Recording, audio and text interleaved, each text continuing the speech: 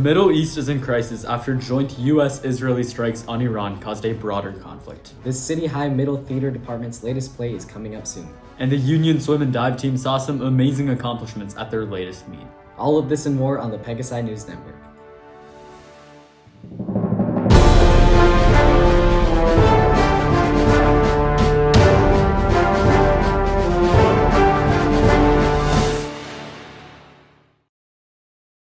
Good morning, I am Ari Ostro. And I am Krishna Mano. Our first story this morning is the U.S. and Israel-led strikes on Iran that have sparked a regional conflict. Please welcome our global national correspondents Fiona and Nishta.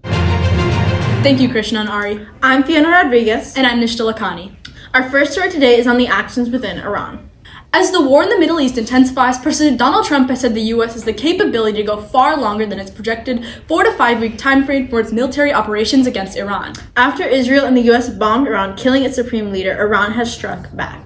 They've hit Gulf states and targeted locations essential to oil and natural gas production. In other news, a Georgia man who gave his teenage son a gun he is accused of using to kill 2 students and 2 teachers in a high school was convicted Tuesday of second-degree murder and involuntary manslaughter. The judge took less than 2 hours to come to this decision. This comes in a long line of holding parents accountable for the actions of their children within the settings of school shootings. Also, downtown Grand Rapids will be removing its dams shortly. This summer, construction will begin on removing 4 of the dams in Grand Rapids to create opportunities for tubing and kayaking. That's all for today. Back to you, Krishna and Ari. Thank you guys. Moving on, our very own theater department is putting on a show for us to all enjoy.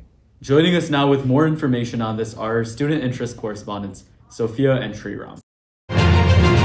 Hey y'all, It's Sophia. and yet again, do not fear, for I am here. It's me, Sriram. Pop and corn sales continue on Fridays. Be sure to buy some pop and popcorn to support your City High Orchestra and class of 2029. On Tuesdays, Costco pizza, chips, Sprite, and Coke are being sold in front of the media center after school for $1 to $2 for the Dream Dresses Club.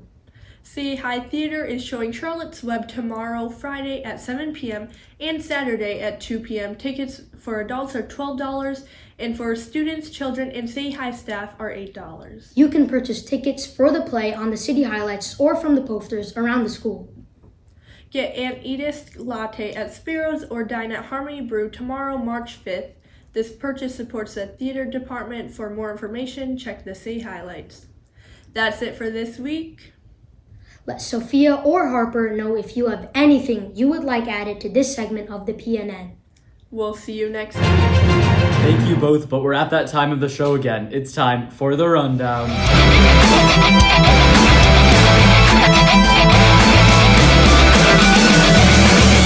As always, we will have 1 minute to report as many news stories as possible. 60 seconds on the clock, and go. Primary elections are underway for the midterm elections. We don't have the results yet at the time of recording, but they are happening in Arkansas, North Carolina, and Texas. The Senate race in Texas in particular has received a lot of attention, with 2 leading Republicans and 2 leading Democrats in the race. It has become the most expensive in recorded history, with more than $125 million spent on advertising. Pakistan is escalating their own conflict with Afghanistan after their military hit the Taliban's Bagram air base, causing concern in a region that is already embedded in war. The new $20 million Martin Luther King Community Center in Grand Rapids recently celebrated its grand opening. The 25,000 square foot center is now open in the MLK Park neighborhood area. The third marking period will end on Friday, March 20th, and our next homework-free weekend will be at the end of the month on March 28th and 29th. An injured mother manatee and her calf were rescued from a river in Florida and taken to SeaWorld for rehabilitation. A team of over half a dozen volunteers were able to rescue them with the help of drones. Stories like this truly restore my faith in Hugh, Manatee. Next up, let's enter the sports report with Ari Ostro and Eli Hajar.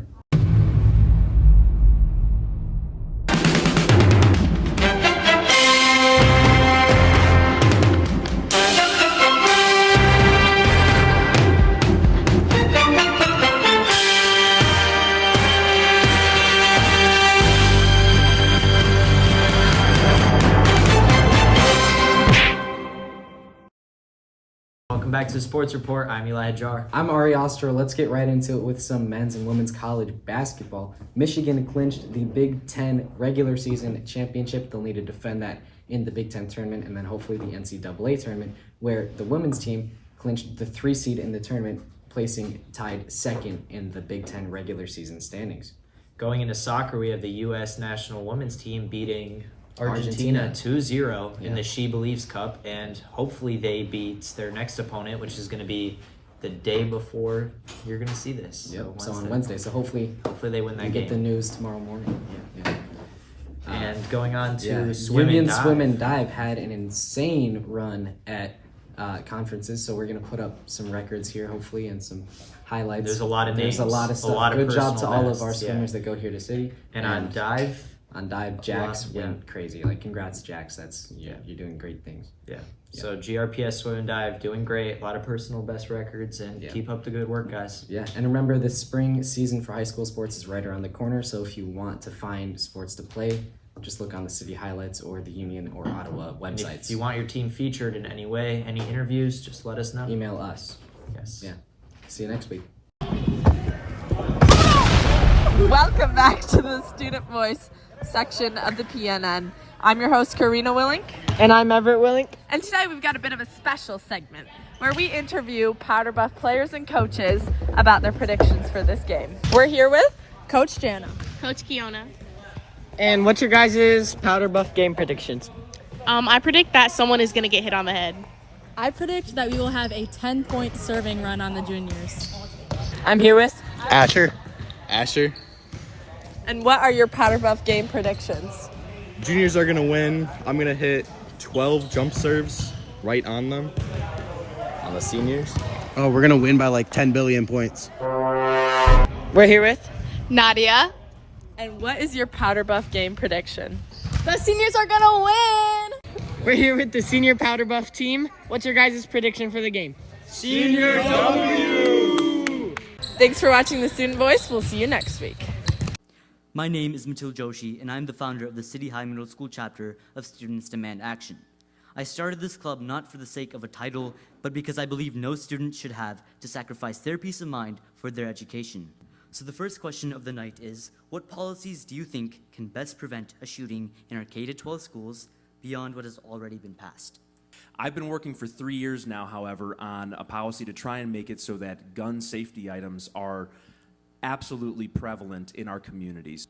One of those was regarding safe storage, to make sure that firearms in the home are secured safely, out of reach of young kiddos, and so curious hands do not get their hands on a firearm. My name is Harini Manikandan, and I'm a junior at City High.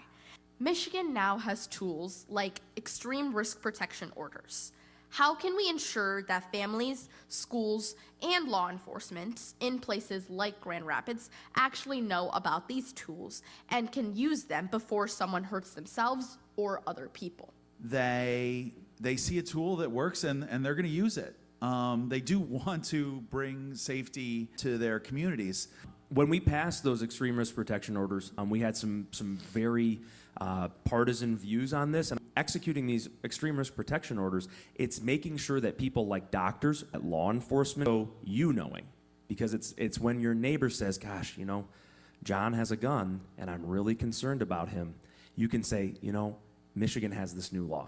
My name is Anish Kulkarni. I'm a member of SDA and a senior at City High School. How should schools best partner with local law enforcement to ensure student safety inside and outside of school? Great. I mean, I think it starts with the support staff that school district has. So in addition, many of our schools have school resource officers, members of law enforcement who serve that school, and that is a key part of their job. In addition, we also have a number of school districts that now have, in addition to their school counselors, they have mental health liaisons.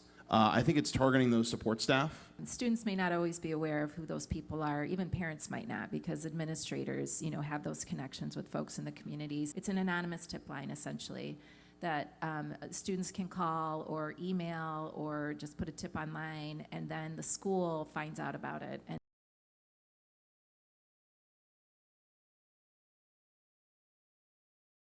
Thank you all for joining us for today's episode.